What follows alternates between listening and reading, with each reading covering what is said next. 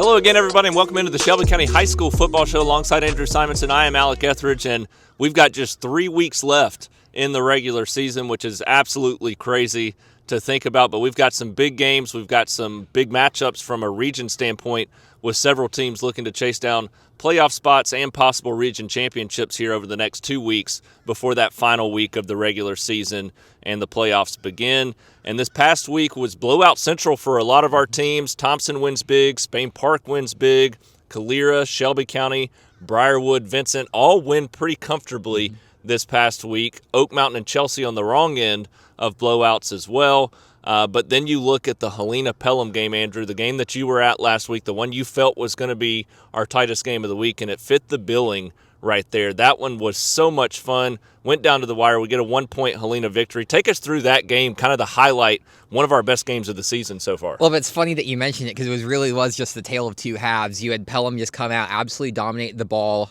running it in the first half, and then also just hit its spots when it could in the first half. It really didn't look like Helena had much of an answer, but then they went into halftime, made a few small adjustments, started running the ball incredibly well, and that defense got some incredible stops down the stretch, held them to a field goal that second to last drive, and then got a critical stop late in that game to effectively ice it. Just an incredible, resilient effort from this team. I know, obviously, a lot of people counted out Helena, thought that this was going to be the year where Pelham got them back. For them to come out with this young team and get such a gritty win, it says so much about this program and I think a lot about their future. Yeah, and it's one of those things where, I mean, we've seen it time and time again from Helena. Just when you think they're down and out, they come back and they punch you in the mouth, and that's exactly what happened in this game. This is a Helena team that traditionally, under Richie Busby, they come out and they play well in the second half. So they're prepared no matter what the score is, and they came out. It was their biggest rival, one of their biggest games of the season. They came out and played an outstanding second half there. They win that one 21-20. That was huge. That puts a lot on the line here over the next couple of weeks in this region. Pelham still, I think, the most improved team in Class 6A Region 3. We're going to talk more about them on the show as well and their matchups coming up. But Helena, in a situation this week, they've got a big game. Chelsea right there. All these teams sitting right there with 2 losses in this region. It's going to come down to the wire there in Class 6A Region 3 to figure out those final 2 playoff spots. Spain Park and Benjamin Russell pretty much seem to be locked into those top 2 spots right now. So that's going to be a lot of fun to watch unfold here over the next couple of weeks right there in Class 6A Region 3. But our game of the week this week in Class 7A Region 3, the Thompson Warriors and Hoover Buccaneers. It's one of the biggest games each and every year for what it means from a playoff implication standpoint. The Warriors, they can lock up a region championship this week with a win over Hoover.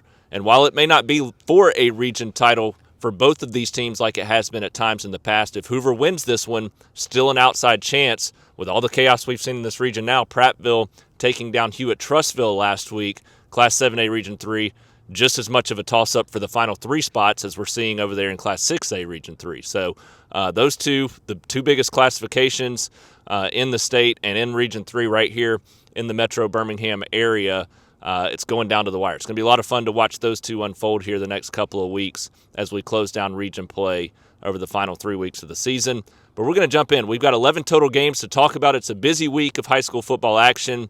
It's a huge one for many of our teams as they look to cement themselves into the playoffs this year. We also have our SCR Stars of the Week segment at the end of the show, as well as our bold predictions, and we'll see how crazy we get this week with our bold predictions as well. So make sure you stay tuned throughout, but we're going to start right here with our game of the week as we talk Thompson-Hoover and that big matchup in Class 7A Region 3.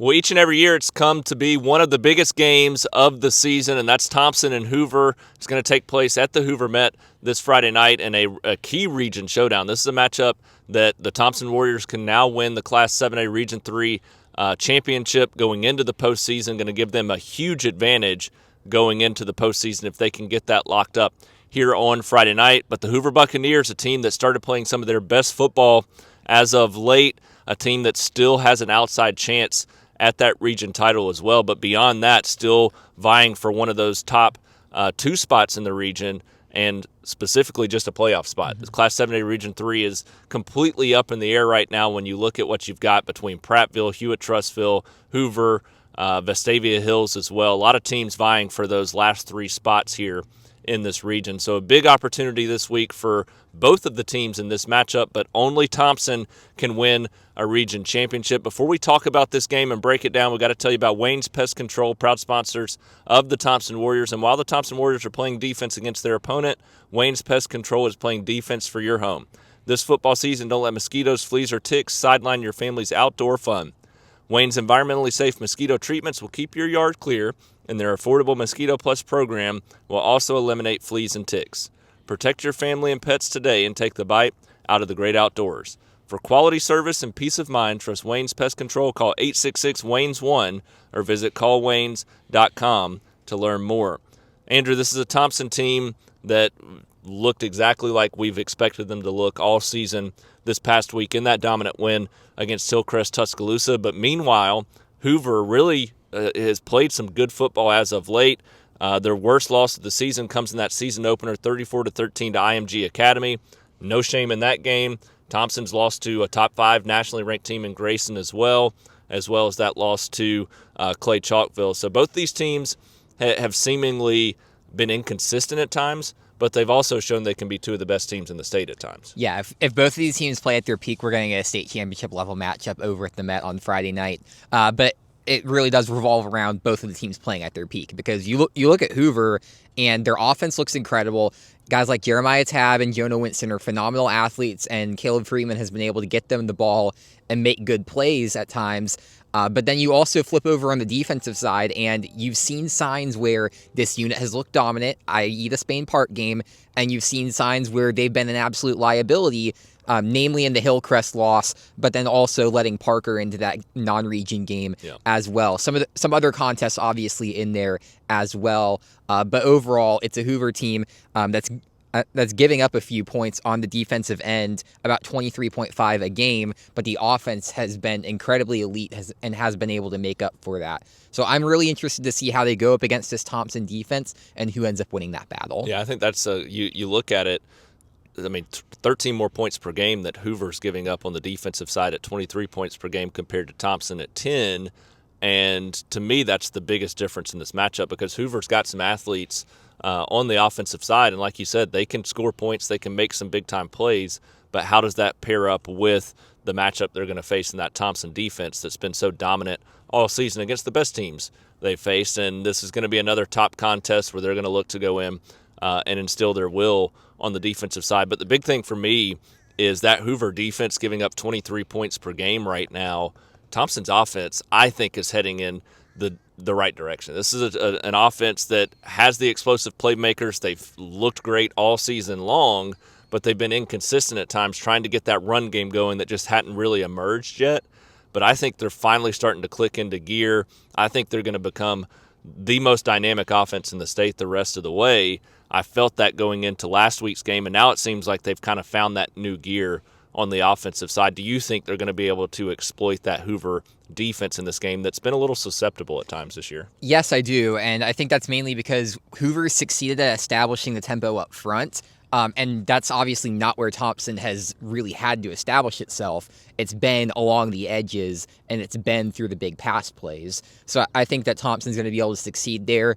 If Trent Seaborn has another accurate night and he's able to get the ball down the field efficiently, I expect Thompson to be favored within this matchup. And it really does come down to how are they going to perform consistently in a hostile road environment against a team that's going to ask a lot of questions about them. I think by and large they've shown that they can do that this year. It's just about putting it together when it matters the most. When the crazy thing is, when you look at this matchup, I think Hoover's won 3 of the last 4 in the regular season too. Obviously, Thompson's got the upper hand when these teams meet in the playoffs, or has the upper hand as far as winning state championships recently. But this is a Hoover team that in the regular season, for some reason, they've just kind of had the number of Thompson the last several years. And it'll be interesting to see if Thompson, with what they know is the end goal at the end of the season with that state championship, if this game kind of is one that sneaks up on them and Hoover is the more prepared team. I don't expect that to happen, But that would be the only thing to me that could make this a game that Thompson could possibly lose, is if they're just not ready for it. I don't think that's going to happen, though. No, exactly. I think you look at these Hoover teams over the last few years. Obviously, 2023 was the down year. 2024, I definitely believe that was the best of the past few years that we've seen out of Hoover. They've taken a little bit of a step down this year, but they are still an incredibly dangerous team and one that could steal a game off this Thompson team very easily. I just think that Thompson's been a bit more consistent this season, and that's what's going to show up in the final scoreline. Yep, I agree. I think this is a Thompson team that's playing its best football. Hoover has won 4 in a row. They're tough. This is going to be their toughest game, though, since that opener against IMG Academy. They lose that one 34-13. This is the best defense they've seen since that moment. So I think that's going to be a key factor in this game, is the Thompson defense. And they tend to play well on the road at the Hoover Met, too. So I think that can give them a possibility of an upper hand. Not having to worry about the home environment, which is kind of odd to say, but a lot of times that can create more nerves or create some weird feelings there. I think Thompson's going to handle the road atmosphere particularly well in this game, but this is a game where when we think Thompson's the better team, every year Hoover comes out and plays a solid football game, and I think that's what we're going to get. I think we're going to get a tightly contested football game between two teams, knowing what's on the line, what's at stake over these final couple of weeks of region play. Thompson still has Prattville after this, who just upset Hewitt-Trussville, so you never know what can happen in that one as well. So there's a chance that this region could be completely flipped upside down if Hoover wins this one and then somehow Thompson's upset in the final week of the season. But the Warriors, they just need one win here to lock up the region title. We'll see if they can get that against arch nemesis Hoover on Friday night out at the Met. Before we jump in and talk about this big matchup between Oak Mountain and Hewitt-Trussville, you heard us talk about them in the opening segment with the Thompson Warriors as proud sponsors of Thompson, but also proud sponsors of the Oak Mountain Eagles. That's Wayne's Pest Control, and while the Oak Mountain Eagles are playing defense against their opponent this season, Wayne's Pest Control is playing defense for your home. This football season, don't let mosquitoes, fleas, or ticks sideline your family's outdoor fun. Wayne's environmentally safe mosquito treatments will keep your yard clear, and their affordable Mosquito Plus program will also eliminate fleas and ticks. Protect your family and pets today and take the bite out of the great outdoors. For quality service and peace of mind, trust Wayne's Pest Control. Call 866-WAYNES1 or visit callwaynes.com. The Oak Mountain Eagles now 3-4 on the season after that loss to Vestavia Hills last week, a 41-0 shutout loss to the Rebels. But this Hewitt-Trussville team, a big matchup here for these two teams, as the Huskies have also lost 2 straight now, going in the wrong direction after their upset loss against Prattville, 24-21 last week. So the big question mark is which team's going to bounce back in a game like this. Hewitt-Trussville has shown that they're one of the best teams in the state this year at times. Obviously, the last 2 weeks they've gone the wrong direction from that standpoint. Oak Mountain had a decent start to the season. It's kind of fallen off since then, and they just never really have been able to get things going on the offensive side of the football. So, Andrew, to me, I think this is a game where Hewitt-Trussville comes in angry. They still feel like they're one of the better teams in the state, and now they've lost 2 in a row. They have a chance to really get things right. Oak Mountain, searching for things offensively, is going to have to come out and do a lot on that side of the ball to have a chance in a game like this. Motivation is really going to be key in this one. And you look at what Oak Mountain's done over the last few weeks, and it's just been pretty consistently in the wrong direction. You have turnovers shooting this team in its foot when it's able to get some momentum going. It's not a bad team at times. It's just pretty mistake-prone, and that's really what's been killing this team overall, and then giving up some bigger plays on the defensive side as well. And Hewitt is not going to be lacking for motivation whatsoever. Obviously, having given up a couple of turnovers in that loss against Prattville that really decided that game, I think they're going to come out. The emphasis for them is going to be playing mistake-free football. And if they're able to do that, this team is just about as dynamic as any Hewitt team that we've seen. Yeah. Dylan Cope, an absolutely phenomenal receiver who's able to get the ball in space and even make some plays in coverage as well. So I think that he'll be a key factor on the Hewitt side, and a defense that's going to be really solid for them as well, that I think is going to establish the tempo for this Hewitt team. Overall, just Oak Mountain just needs to come out, win the turnover battle, and play some good, consistent football, see what happens there. But I think Hewitt's got more firepower in that regard, and they're going to be playing with a bit of a chip on their shoulder. Yeah, I agree. I think they're angry. Mm-hmm. I think that's the big thing. I think they're going to be determined. You mentioned the determination factor. they've got to prove some of the doubters wrong now that they can get back to that caliber of being a state championship contending football team this year. And it starts with a game like this where you look at it on paper and you say, we've got to go out and beat these guys. But Oak Mountain's got to have the same mentality. And if the defense shows up, which I think they can, it's a Hewitt-Trussville team that scored 21 or less in the last two. They scored 17 against Hoover, 28 against Vestavia. If you can keep this team under 31 points, keep them in the 20s or less, then you're going to have a chance to win a football game. But the offense is going to have to make plays, and that's where I think they run into the issue. This is still a Hewitt-Trussville defense giving up just 12.4 points per game. So to me, I just don't see the offense being able to have enough to score points in this one. The key here is going to have to be the run game for Oak Mountain, because you look at the other thing that caused them to lose the game against Prattville last week was the run defense. They gave up 120 yards to Prattville's top back, and you've got a back in Oak Mountain side in Marty Myricks along with Judson Sachs behind him. That if you start opening up some holes for them, they're going to get downfield and they're going to get some big plays open for them as well. So it has to start at the run game. Obviously playing clean football like I mentioned earlier, but your path to victory is on the ground, making sure that you get good consistent yards and then get over the line as well, because we've seen that be an issue for Oak Mountain in the past. They've been able to get down the field well, but then either they stall out or make a mistake, and that's what prevents them from getting into the end zone. Like I said, this is a good, solid team overall, just one that hasn't been quite able to get over the line. I think if they come out, play some good football, they'll have a chance in this one. But like I said earlier, I think Hewitt has more firepower and more motivation, and that's what's going to tip it in their favor. I agree. I think that Hewitt, right now, the better team. I think they've got the determination in a game like this, coming off that loss. And I think Oak Mountain's going to be searching a little too much coming off of their 41-0 loss to Vestavia Hills. If they are to perform well, it's exactly what you just said. They got to run the football well, and that offensive line is going to have its best game of the season. So we'll see if they're able to do that, make this a contest against a very good Hewitt-Trussville team. A key battle here in Class 7A Region 3 when it comes to the region standings as well. So we'll see who walks away victorious as the Eagles host Trussville here on Friday night at Herbmont Park. Well, the Spain Park Jaguars put on a show this past Friday night as they hit the road to take on the Chelsea Hornets in a 44-7 victory, and they dominated that game from start to finish. Quarterback Brock Bradley becomes the winningest quarterback in school history in that one, and he had the performance to match it as well. 394 yards, 4 touchdowns in that game, and some unbelievable throws. Have a feeling you'll hear a little bit more about that in our Stars of the Week segment at the end of the show. But now a road trip to take on a surging Calera team that has also won 2 consecutive games now, playing their best football of the season. So going to be a key matchup for Spain Park, who can lock up the 2 seed in Class 6A Region 3 with a win here at Calera. Before we talk about this one, we got to talk about Wayne's Pest Control one more time. While the Spain Park Jaguars are playing defense against their opponent, Wayne's Pest Control is playing defense for your home. This football season, don't let mosquitoes, fleas, or ticks sideline your family's outdoor fun. Wayne's environmentally safe mosquito treatments will keep your yard clear, and their affordable Mosquito Plus program will also eliminate fleas and ticks. Protect your family and pets today and take the bite out of the great outdoors. For quality service and peace of mind, trust Wayne's Pest Control. Call 866-WAYNES-1 or visit callwaynes.com to learn more. Well, Andrew, this Calera team, they've won 2 straight now. They're playing good football.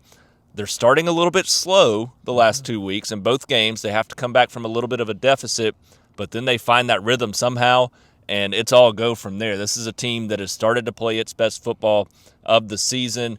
The offense in particular playing some really good football. Now they get a Spain Park team that's playing really good football as well. This is a team that last week looked like the team that could compete for a region title. Obviously, they've got that 1-point loss to Benjamin Russell that's likely going to keep them from getting to the top of this region this year. But at their best, the Spain Park team looks to be still a Class 6A state championship contender, and this Calera team is now playing its best football of the season. And I've said both of that for the entire season. I've known that Spain Park is going to be one of the title contenders within Class 6A, even with that loss to Benjamin Russell, and I've known that this Calera team is going to be able to put it together. and they finally got that stretch of games over the last 2 weeks where they were able to do so. I think we're still waiting on that complete game from them, though.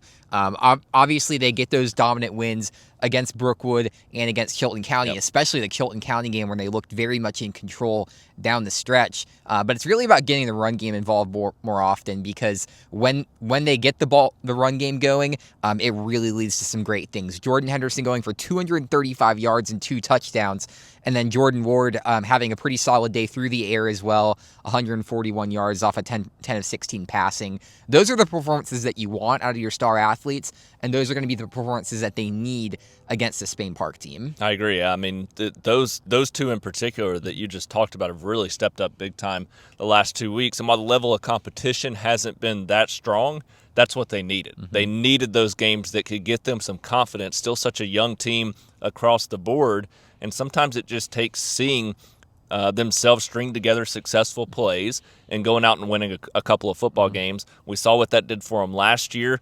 That carried over into the season a little bit. Still a young team this year, but the schedule was a little tougher out of the gate this year, and that's what prevented them from getting going early. And now we're starting to see it here at this point in the season. The problem is that offense playing well, now they get one of their toughest tests of the season. The Spain Park defense, aside from the 35 they gave up to Benjamin Russell, they've been playing some really good football this year, giving up 16 points per game. They've given up 21 or less in all but that one game against Ben Russell, and 14 or less in 4 of the last 5. So this is a defense that's not only playing well collectively, but arguably is playing its best football on that side of the season to this point. So what gives in this matchup is Calera going to be able to find that continued sustained success on the offensive side against this talented Spain Park defense. Whoever has the best start in this game is going to win this football game, and that leads me to believe it's going to be Spain Park, because obviously Calera hasn't shown that over the last few weeks. And while Spain Park's had a couple of plays early on where the games have been a little bit closer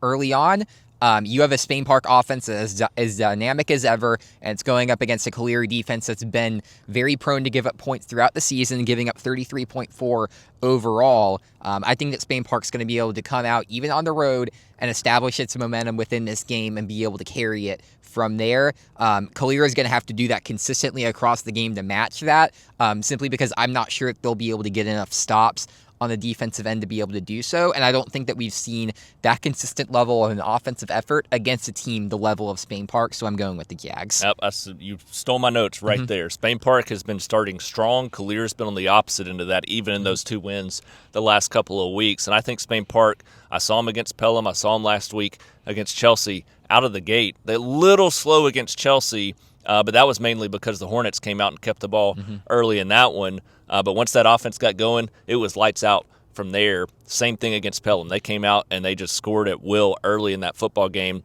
If Calera falls behind in a game like this, like they have the last 2 weeks, going to be much tougher to come back against this defense. But it's also going to be tougher to come back because Spain Park's going to continue to score, especially with what we've seen from Calera's defense this season. So I do think that Calera offense can maybe come out, make some big plays, have some explosive opportunities, and if they can put some points on the board, make this a little bit closer, but they're going to have to hope it turns into a shootout at that point. And I just think the Spain Park defense, what we've seen collectively from them throughout the season, 21 or less in all but that one game, should have another strong performance. I expect the Jags to walk away with another big win in this matchup. So if the Spain Park Jaguars can get it done in this one, they will walk away with at least the 2 seed in Class 6A Region 3. So a big road opportunity for the Jaguars here at Calera.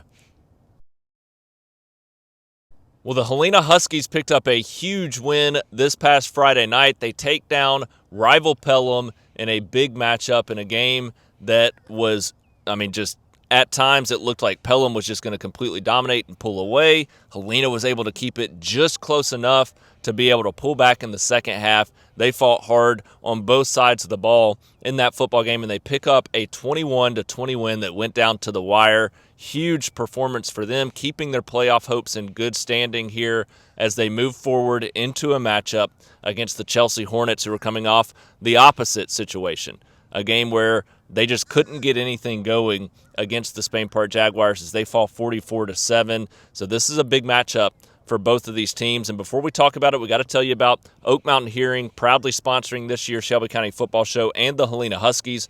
Don't let hearing loss bench you this season. At Oak Mountain Hearing, we help you stay in the game so you don't miss a single play. Whether you need help with hearing aids, hearing loss, or tinnitus, Oak Mountain Hearing is here to help. Now open in Pelham, call 205-728-1690 to set up a consultation. Don't let hearing issues affect your well-being. Hear every word effortlessly with Oak Mountain Hearing. 205-728-1690 or oakmountainhearing.com. Andrew, this Helena team, it's been an interesting season. It's not been the season we expected. The talent they have, we expected a little bit better of a run from them to this point, but now they're right in the thick of it. These two teams, both sitting at 2-2 in region play, this becomes a key matchup when you look at what's ahead. Benjamin Russell and Spain Park seem locked into those top 2 seeds in this region, so it really looks like it's coming down to Pelham, Helena, and Chelsea for the final 2 spots here in Class 6A Region 3.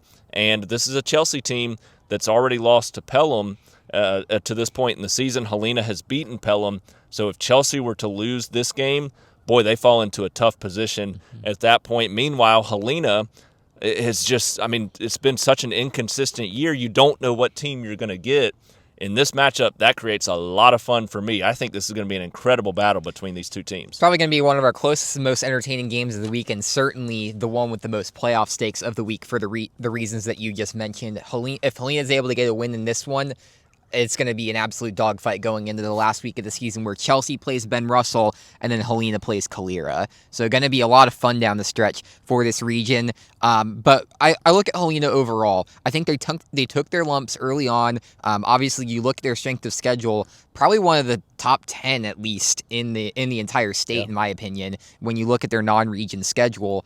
And overall, also kind of sitting about right where they were last season. That McAdory game was the only flip from this past year, and obviously McAdory looks like one of the best teams in Class 6A this year as well. I had them as a top 10 team. But Helena, you look at this team overall, it's had some difficult times. You've had to start a sophomore quarterback in Caleb Soriano at times, and you've got some young developing players on both lines. I think they took a big step up in this past week in a game that they basically had to. Yep. You're on the road against your rival when they have all the hope and belief in the world, and you go out there in the second half and perform your best game of the season. I really do believe we're starting to see the dawn of a new Helena team, and one that's going to be extremely, extremely dangerous. I was really impressed by the defense, particularly Jonathan Roberto. He was very impressive in pressure. Soriano is incredibly accurate, just one incompletion on the night. He wasn't asked to do much within the game plan, but he made the throws that he needed to and got his team down the field. And then obviously the offensive line opening up space on the edge for Dom Santiago did a really good job working on Busby's game plan that he had going into the second half. And just the coaching behind this team and the talent behind this team are finally starting to come together, and we're starting to see some real potential show. And Chelsea last week in that game, it felt like they almost knew what this game was going to mean. Mm-hmm. I don't want to say they were just kind of succeeding the game against Chelsea and or against Spain Park and weren't really paying attention to that one, because they did fight hard in that one, and they still had several opportunities early in that game to make it a game going into the second half. But Chase Malone, he probably could have played last week if he needed to. A little bit of an ankle injury the week before, but they knew that they needed to have him rested for this one because of what it's going to mean for their playoff lives. So I think Chelsea's going to be ready to come out and put everything on the line in this matchup. But Helena also, like you said, I do think with how battle-tested they are, the schedule they've played close against some really good teams. They've gotten blown out by some teams as well. But this is a team last week that I think, like you said, turned a new page. I think that gave them some confidence to move forward. We really started to see the best of this Helena team.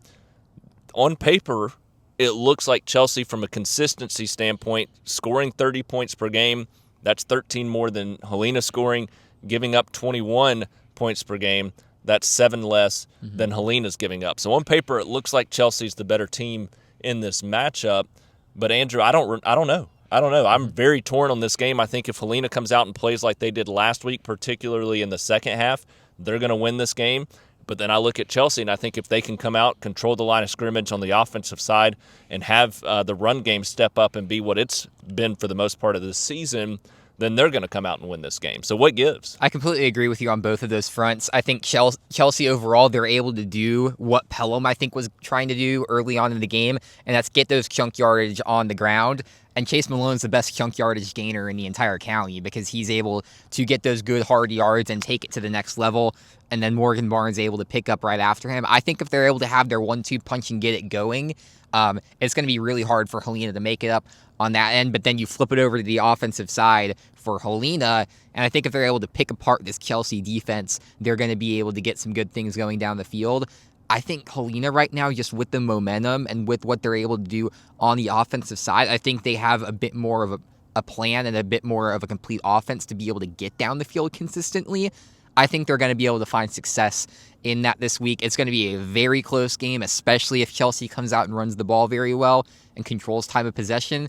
But I think Helena is able to do just enough to be able to get consistently down the field and get over the line into the end zone, and that's what's going to be making a difference on Friday night. And Dom Santiago had a big performance last week. If he's finally going to get going on the offensive side and they can match their run game with that Chelsea run game, I think that gives them a little bit of a boost in this matchup as well. But the thing that sticks out to me is Chelsea's offense in that running game, while it's been so dynamic at times, it's struggled against very good and physical and well-coached defenses this season at times as well. And I think that's what Helena brings to the table. I think even though they're giving up 28 points per game, they've played such a challenging schedule that I think that it is going to be one of those physical, well-coached defenses that's ready to roll in a matchup like this. And I think that's the only thing I can look to where I can find an upper hand for either of these two teams. So I think that, like you, just enough for Helena in what should be a really, really tight football game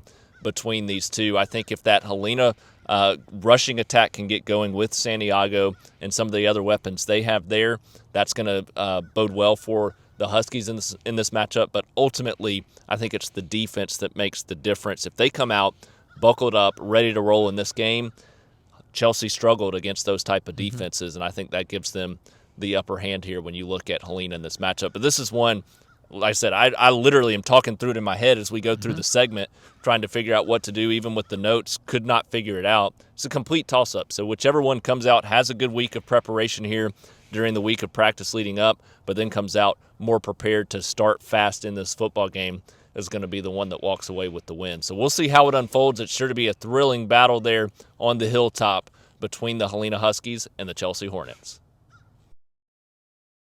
Well, the Pelham Panthers fall on the heartbreaking end of that 21-20 thrilling game against the Helena Huskies last week, and now all of a sudden they've lost 2 straight games, and they're going into their toughest game of the season with a road trip to take on Benjamin Russell. This is a Pelham team that is drastically improved from where they were a season ago, and this is a game where I think they can compete because of that, but now they have to respond for the first time in a long time. Since really the first couple of games of the season, they're having to face some adversity here, and with a lot at stake as well.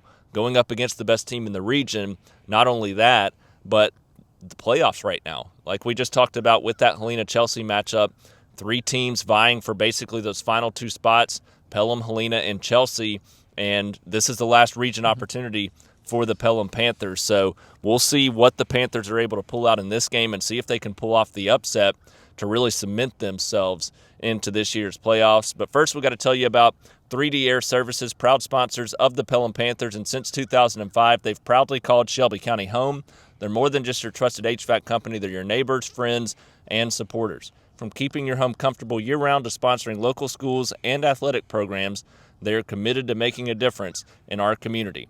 As proud sponsors of the Pelham Panthers, 3D Air believes in the power of teamwork, dedication, and community spirit, values they carry with them in every job they do. 3D Air Services, your trusted neighbor, keeping Shelby County comfortable one home at a time. Andrew, you've seen this Benjamin Russell team this year. You know how talented they are. You also know how improved this Pelham team is, in particular on the defensive side of the football this season.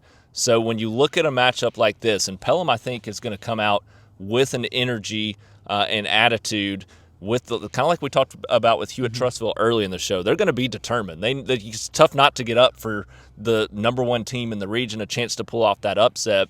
So when you look at this, what do they need to do well in particular to be able to have a chance to pull off an upset like this? I think they need to do two things well, and that's establish the run and avoid mistakes.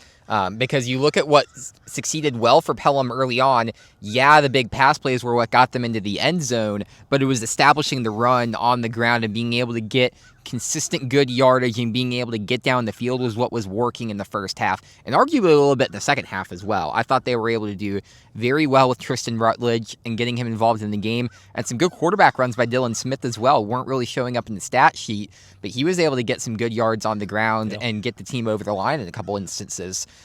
So obviously, I think you look at this Ben Russell defense. You got guys like Elijah Johnson, guys in the pass defense that are really going to be asking some questions of this Pelham team. That's not to say Ben Russell's front seven isn't good, but I think that they'll be able to have some opportunities if they're able to test them early to be able to get down the field and work in that regard. But you also cannot lose the turnover battle against this team because they will find ways to strike very quickly and punish any sort of mistake with an explosive big play and a quick offensive drive.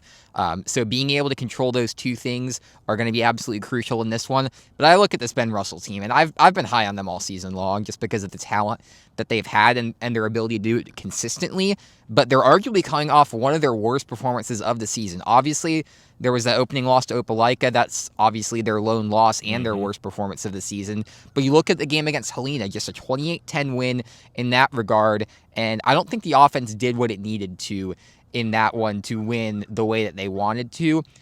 Kirk Johnson's still very proud of his boys after that game. But I think he knows that they did just enough to get over the line and would like some more to be able to make a statement. You come off of a bye week in addition for some prep into this game. Obviously, Pelham going to be playing for its playoff life in this one and playing for a chance to pull off an upset. I just think that Ben Russell is going to find that extra motivation to get over the line in this one and be able to come out and have a really good performance, especially because this one could wrap up a region title for them as well. And that season opening loss to Opelika, 25-20 loss, really tight football game against a very good football team. And since then, they've won 6 straight. They've scored 28 or more in every game. They've given up 16 or less in every game and scored 35 or more in all but that one against Helena as well, I believe. So this is a team that's just rolling right now. They're confident. They're playing good football. And I think they carry that confidence as well. They know what's at stake. Like you said, a region championship can be locked up with the win. For Pelham, it strictly boils down to this defense. They're going to have to be in for a 4-quarter slugfest if they want to have a chance to win this football game. It's a very physical, speedy, and athletic offense when you look at what Benjamin Russell is going to bring to the table on that side of the football. So your defense is going to have to be prepared. Otherwise, they're going to score a lot of points in this one, and that has to be your biggest concern. But defensively is where these teams are the most similar, so you got to come out and play a good defensive football game if you want to have a chance. And if you do that, then you go back to the running game. You talk about the running back and what they can do there, but also at the quarterback position and being able to move the ball, running the football at the quarterback position, and then having those explosive playmakers on offense as well to throw the football too. So if your defense can play well, it just gives your offense even more time to find some of those explosive plays. And we'll see if they're able to do that, but it is going to be a tall task against a very good Benjamin Russell team. I think that the Wildcats do end up getting the job done, but I think Pelham's defense can come out and make this a close game and give the Panthers a chance to win this football game. If you can go into the halftime break in a one-score game in a matchup like this, that gives you all the confidence you need to be able to come out and possibly pull off the upset. So we'll see how it unfolds there on the road for the Pelham Panthers this week as they travel to take on Benjamin Russell. A huge showing for the Shelby County Wildcats last week. They score 50 points in a 50-21 win over Montevallo. They snapped their 3-game losing streak. They're really starting to get back in that rhythm and routine again as well. And now they get a 2-5 Selma team who is 1-3 in the region. Feels, Andrew, like a time where Shelby County is going to kickstart a winning streak here to close down the season. Great opportunity for the Wildcats to build some more momentum. Yeah, you have a Selma team coming in this in a battle with Jemison and Sipsey Valley for that last spot in the region. Shelby County basically locked in that 3 spot, but I think they're starting to hit their stride now against arguably their easiest stretch of the schedule because you got this week against Selma, a bye week, and then at home against East Limestone to end out the season. So I'm really think that this is going to be where Shelby County starts to get its momentum in anticipation of going on the road and potentially pulling off that first round upset for them. And it's all coming down to the offensive side for this team. 340 yards of total offense. And it was very spread out. You had Devin Alexander leading the way with 84 yards on the ground. Ryan Sipes with a solid overall night in the pass game as well. And the team starting kind of like we talked about last week. They're starting to find that balance that I think is going to turn them into a good offensive football team. But it's the defense that I think still needs to come out and put out a statement performance. And they're going to definitely have that opportunity against Selma. Selma scoring just 18 points per game on the offensive side. They kind of let Montevallo into the game a little bit early on last week and ended up giving the Bulldogs their highest scoring offensive performance of the season. So I think they're going to use that as motivation to take on a weaker Selma team. And now that you have the momentum, that run game is going to pave the way for this team to win. But this is a team that always looks for the little areas to improve on. There's a well-coached team in Zeb Ellison that I think he's going to know what this team needs to get over the line to make a playoff run, and it's got to be defensive improvements. I agree. Yeah, I think that's the biggest key. When this team's been at its best, it's been the defense playing well. And I think last week was the perfect example, giving up the 21 points they gave up. I don't think they were expecting to go out and score 50 points in that game. Right. But once Montevallo started to score some points, they realized we got to turn up the notch a little bit here and score some points to pull away, and that's what they did. So it's a good thing that they can flip the switch and do that, but the defense is going to have to come out and start stronger in a game like this. Selma, they beat Montevallo 36-10, so they've shown that they can pick up a big win, and then they've had a bye week since that to kind of fix some things as well. So going to come in well-rested and ready to roll in this matchup. So Shelby County is going to have to be ready for a battle in this game and not think it's going to be an easy win, because Selma can do some things to make this an interesting matchup. But the big thing is they're giving up 36.4 points per game. I think Shelby County is going to come out like they did last week on the offensive side and have some success. Defense, if it starts slow, is going to have a chance to right the ship, but I don't think they start slow either. It's a Selma team, like you said, scoring 18 points per game. I think both sides of the ball, I think they have one of their most complete matchups of the season in this game. I think the defense plays well. The offense, like you said, it's getting, we haven't seen a Shelby County offense this balanced in a long time. So if they can continue to improve and work on that here over the next couple of weeks, their final two games, then there's a chance that this team could actually make a little bit of a run here in the playoffs as we head into the Class 5A postseason. So it's going to be an interesting opportunity ahead for the Shelby County Wildcats. We'll see if they can capitalize this Friday night as they take on Selma. Well, the Montevallo Bulldogs are still searching for that first win since their season opener as they continue to struggle on both sides of the ball. They've lost 6 straight now, and they just can't get the offense going, but they're coming off their best offensive performance of the season. Last week, 21 points against the Shelby County Wildcats, a pretty solid defense over there at Shelby County as well. So some positive steps to take away from that side of the football, but the defense gave up 50 in that loss. So they're just trying to put things together and find a way to make things mesh and gel on both sides of the football at the same time. So we'll see if they can take advantage of an opportunity this week against Sipsey Valley. Before we talk about this matchup, we've got to tell you about Montevallo Main Street. And whether it's Friday Night Lights or a quiet Saturday stroll, there's always something special happening on Montevallo Main Street. From unique shops and local dining to community traditions and small-town charm, it's the kind of place where neighbors gather and Bulldog pride runs deep. Make downtown part of your routine before the game, after the game, and all year long. And don't forget about the upcoming events, October 25th, the Halloween-themed art walk, live music, vendors, and fun for all ages there. It's called Art Stalk on October 25th on Main Street in Montevallo. And then on November 1st, don't forget to come back for the Day of the Dead Festival, which is always a lot of fun there at the Pecan Grove there in Montevallo. Go check out what makes Montevallo one of the most beautiful towns right here in the state of Alabama. And Andrew, Montevallo not going to be at home. They're close to Main Street this week as they hit the road to take on Sipsey Valley. But this is a Sipsey Valley team. They've lost 2 straight games, maybe opening up a little bit of a door for a possible win here for the Bulldogs, but they're going to have to find a way to fix things on both sides of the ball in a hurry, build off of the offensive momentum they got last week, but the defense going to have to play a lot better too. The lows are currently outweighing the highs for this Bulldogs team. Obviously, let's start with the positives. The offense, like we've mentioned, 21 points, their best performance of the season, even when you count in the Tarrant game, which they won in the opener, and it's the run game that really got going for this team last week. You've got a young sophomore running back in Jaden Rutledge, and he goes for over 100 yards and 2 touchdowns. That's the performance that Montevallo is going to build on for the future, and then you just factor in good nights from Jordan McCary and Caleb Merriweather as well, both going for over 50 yards on the ground, and I think you're starting to see a pathway to an identity for this Montevallo team. I said it a couple weeks ago when they got Caleb Merriweather going a little bit on the ground. I think the run game is going to be the identity for this team, and they definitely proved that last week. However, you have your best offensive performance of the season, and they have their second worst defensive performance of the season behind only the Northside game. So it's a defense that really has to come out and set the tone in this matchup. And I've saw the Sipsey Valley team play against Shelby County. They don't have the most firepower in the world, so there's going to be opportunities, but they're very competitive, very hard-nosed, and they know how to pick their spots. So I think it's going to be about defending those opportunities for Montevallo if they want to have an opportunity within this matchup. I'm not sure if they're going to be able to do so just because we haven't seen that consistently from the defense. So if the defense plays well, they will have a chance, but I still need to see it to have confidence to pick them. Yeah, and Sipsey Valley scoring 20 more points per game than Montevallo. They're scoring 28. Montevallo just 8 points per game so far this season. Defensive-wise, they're a little closer, 38 points per game that Montevallo is giving up, 30 points per game that Sipsey Valley is giving up.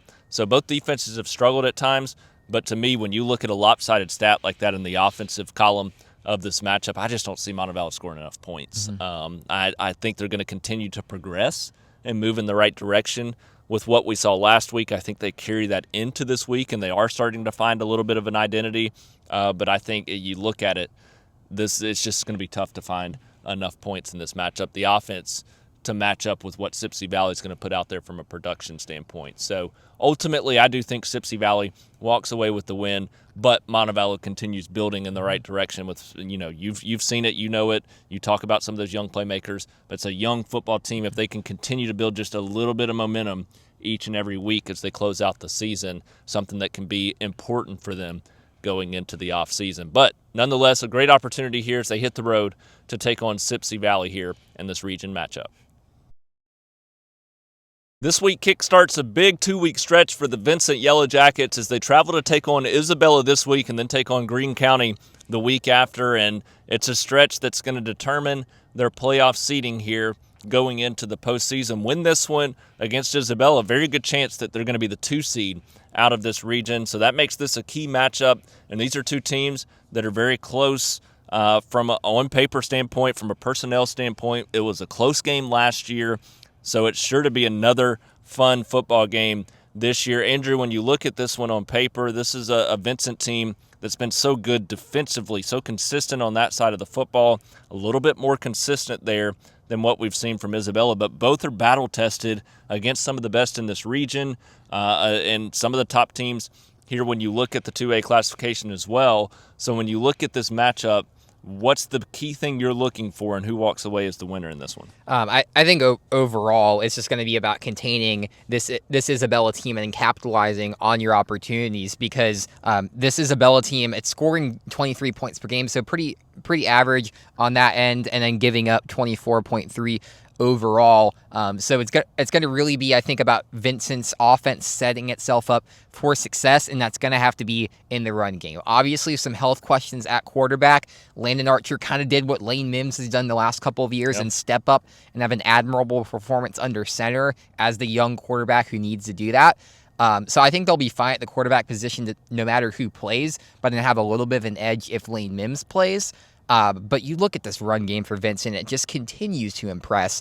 Jaden Roberts, one of the top backs in the county behind that offensive line. He went for 171 yards and 2 touchdowns this past week. He needs to get that amount for Vincent to have a good opportunity against this Isabella team, because this is a crucial week within this region where all 4 of the playoff teams are playing each other. And if Isabella and Sulligent get wins in this one, that throws a massive wrench going into the final week of region play. So Vincent needs to go in, know the stakes, and be able to get it done on that end. But I think it's its defense that gives Vincent the edge in this matchup. They've shown they've had the defensive prowess to be able to stack up against just about anyone.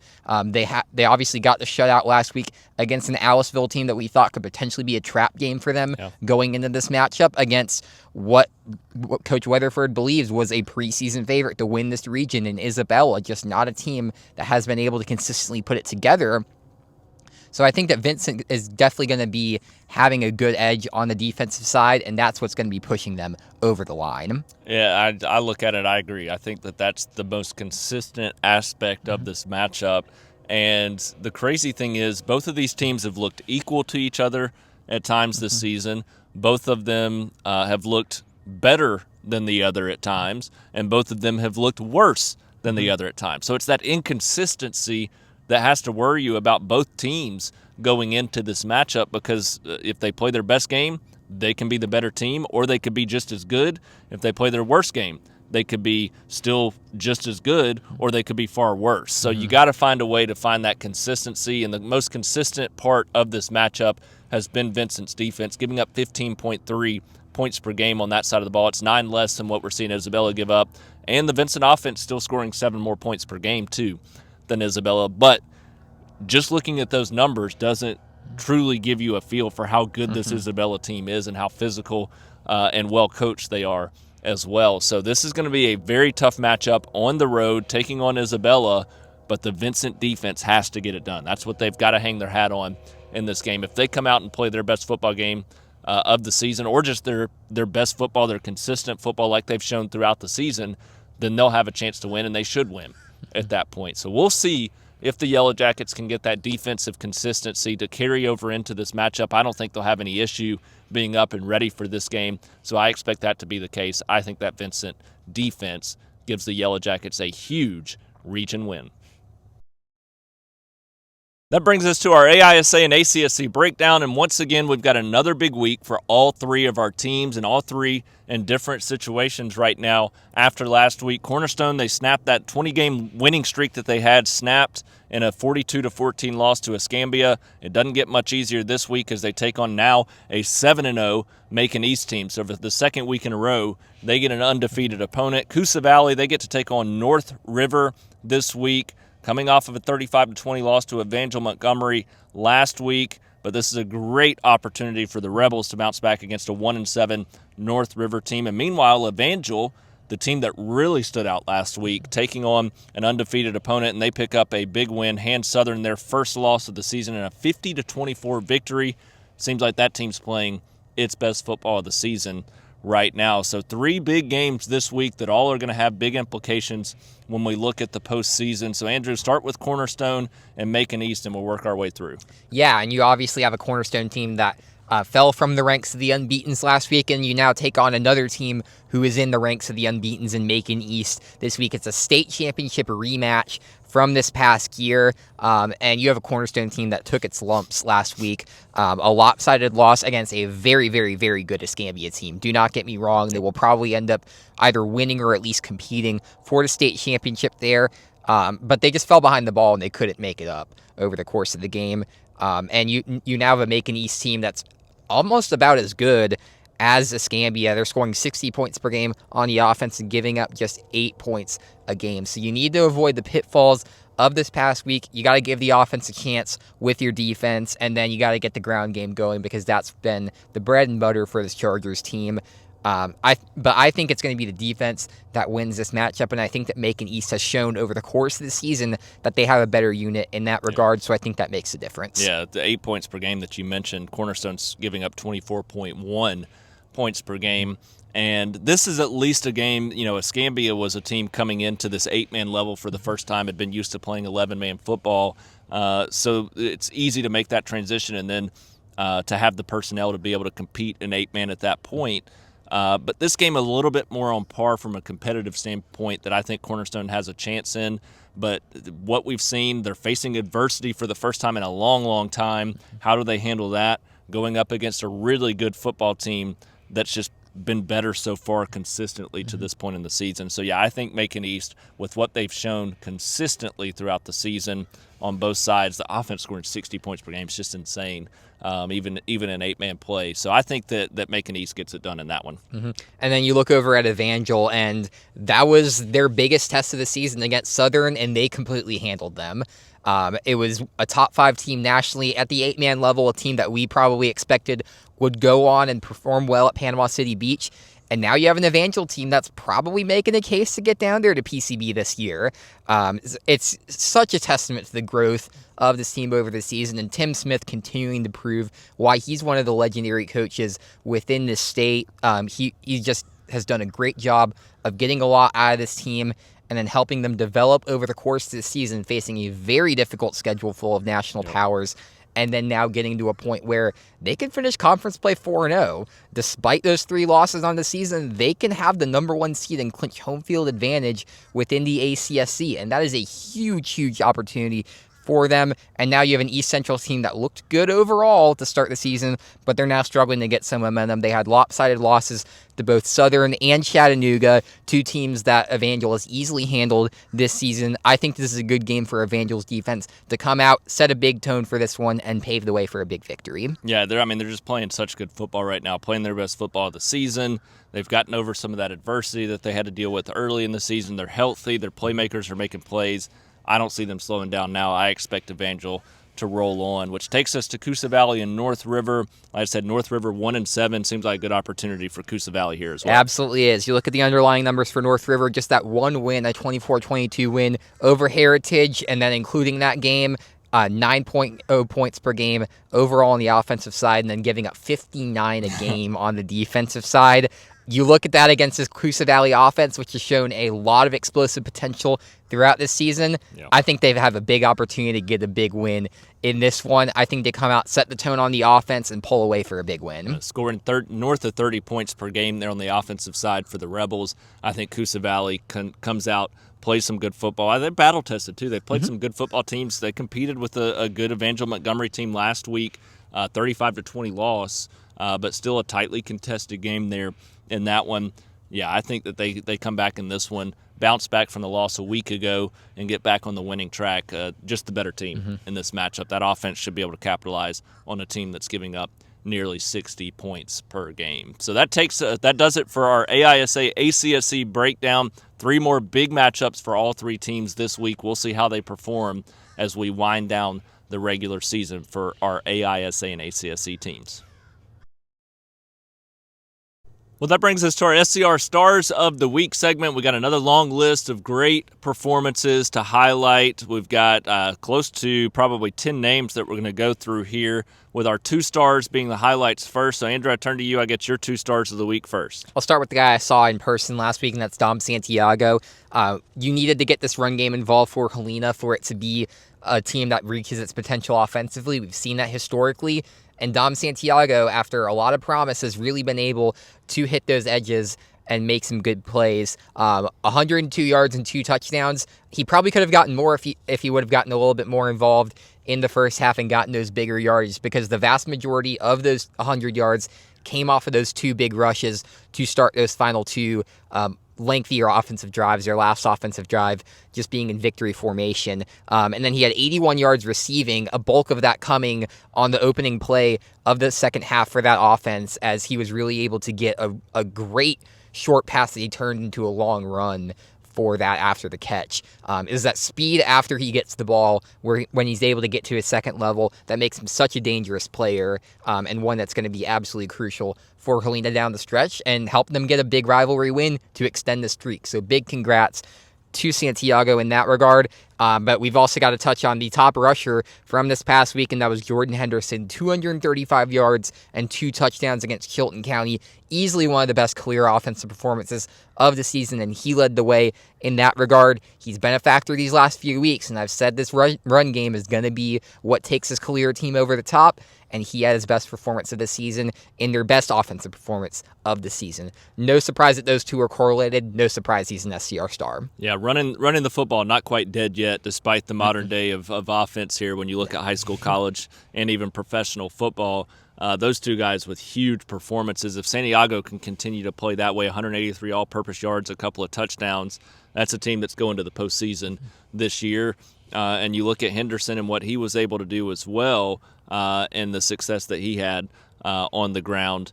Big opportunity ahead against Spain Park to carry that over and possibly pull off an upset win. But speaking of Spain Park, my two stars of the week, I saw them in person. Both stepped up in big ways. Brock Bradley, the quarterback there for the Jaguars, now the winningest quarterback in school history, and he had a fitting performance to go into the history books. 394 yards and 4 touchdowns on 17 of 22 passing. An unbelievable showing from him. And off his back foot a couple of times, he put the ball perfectly in the corner of the end zone where only his guy could make the play. And continue to do that throughout the night. Just some unbelievable throws. And I'll go ahead and say Nash Davis, who's going to step in behind him, made an incredible throw as well to Mason McClure, who is my second star of the week. And Mason McClure, 6 catches, 149 yards, 2 touchdowns. Started a little slow in that game. Actually had an end-around touchdown, but he turned it on, man. And the speed that he was showing, the ability to catch the ball in traffic, a great performance for him, near 150 yards on 6 catches with those 2 touchdowns. But plenty of other guys we got to highlight as well. Trent Seaborn at Thompson, 12 of 13, 216 yards and 3 touchdowns. What did I say last week? 250 to 300 yards every week, close to 3 or 4 touchdowns every week. Exactly what he did. To do that in every single game against the schedule they played, I continue to say it, the best player in the state of Alabama. Connor Grebb, also out at Spain Park, a great performance for him. 3 catches, 97 yards, and a touchdown there, basically at the tight end position. One drive basically made up the bulk of those yards, and they were 2 huge catches. One, a deep pass down the field with great adjustment, and also the touchdown catch to cap it off. So he had a great drive there. Coach Fakakis extremely excited as he ran off the field following the touchdown. Nick McKissick, also at Spain Park, 17 carries, 110 yards, getting healthy again. He's going to be a key for the Jaguars down the stretch here as they look to make a postseason run. And Jaden Roberts, same situation, 171 yards and a touchdown on the ground with 27 carries there for the Vincent Yellow Jackets. Another key factor. A lot of these running backs are going to be very important for these teams as they get into the postseason. If they can keep those guys healthy, it's going to be a huge thing for many of our teams. Out at Briarwood, Charles Dedman, the quarterback there, 11 of 13, 151 yards and 2 touchdowns. They continue to progress there on that offensive side. A little bit of a slow start against John Carroll, but the Briarwood Lions come through. They lock up their playoff spot in that matchup. A great performance for Briarwood and from Dedman and the defense overall as well, as the defense kind of bounced back and did what we've expected from them. The Lions have a bye week. Then they get back into action, but their playoff spot already locked up, hoping to get one of those top 2 spots in the region as well. Jaden Rutledge out at Shelby County, 7 carries, 103 yards, and 2 touchdowns for the Wildcats. Another one of those key running backs. And then Caleb Soriano for the Helena Huskies steps in at the quarterback position again, 11 of 12, 143 yards, and a touchdown in that one as well. So an important game for him as he steps in, the sophomore there, to pick up a big win for the Huskies. Anybody forgot there, Andrew? Well, obviously, Rutledge is off of Montevallo, so definitely want to make sure that we give him his proper credit and the Bulldogs their proper credit as well. But I do want to give some spotlight to Shelby County as well. Dominic Woods arguably had the play of the game there, an 82-yard blocked field goal return for a touchdown. We saw some big special teams play this week. Him and John Leith over at Chelsea able to get some pretty big plays in that regard. So big shout out to Woods, especially for getting his team over the line for that and just contributing to a great showing on the scoreboard for them. Yeah, a lot of guys to keep straight here. So some great performances, and we expect that to be the continued case as we move forward down the stretch. A couple more weeks of region play to lock in, have those big-time showings, and then obviously the postseason just around the corner as well. So some great opportunities ahead for all of our SCR Stars to continue to make names for themselves. Well, that brings us to the end of this week's Shelby County High School Football Show, and as always, we got to end it and close it down with our bold predictions ahead for what we think is going to happen in this week's big week of high school football action. So, Andrew, what's that big, bold prediction? Where are you going this week with that prediction? I think Vincent gets a statement win and wins by 2 touchdowns against Isabella. I think the defense paves the way for a big day overall for the Jackets, and they make a massive statement in their run to hopefully secure one of the top couple spots in that region. Yeah, I think that could be a good opportunity for the Yellow Jackets to really step up. I have no clue where I'm going, so I'm just going to throw one out there. I'm going to go with 2. I think that we're going to see a Helena-Chelsea game that's going to go back and forth. I think it's going to be a one-score game, and that last score is going to come in the final 30 seconds of that matchup. So somebody in the final 30 seconds with Helena and Chelsea is going to win that football game. I think Hoover, I think Thompson's going to go out and continue. I just think they've hit that groove. I think Hoover has drastically improved. They're back to that level of being able to compete for championships again. But I think Thompson's going to come out focused, ready to roll in this matchup. And I think Trent Seaborn's going to have another big night here in this one. Every time I say this in this matchup, though, it goes the opposite direction. So the rat poison's out there. Maybe Thompson can use that as fuel, but it's definitely out there for both of these teams in this matchup. But I think Thompson right now is starting to hit that groove. So those are bold predictions this week. It's going to be a huge week of high school football action here. Andrew, closing thoughts from you as we look ahead to the region games that we've got this Friday. Really looking forward to seeing, especially that Helena-Chelsea game, who comes out as the motivated team willing to lock up that playoff spot. This is where motivation across the board is going to factor in a lot for these teams. And the team that comes out as the more focused and improved team on Friday night are going to be the ones who we're going to be talking about going into November. So huge week across the board. Looking forward to see who steps up. Yeah, it's going to be a big one. That game right there, Helena-Chelsea, Pelham at Benjamin Russell, Spain Park at Calera, and then obviously our game of the week, Thompson and Hoover. Just a few of the key matchups taking place this week. It's a big week for many teams battling Class 7A Region 3, Class 6A Region 3. We talked about the importance of each game there, but across the board, every team that's vying for those playoff positions as well as possible region championships. So going to be a lot of fun to see how it unfolds. We'll see you all on Friday night for a big night of high school football action.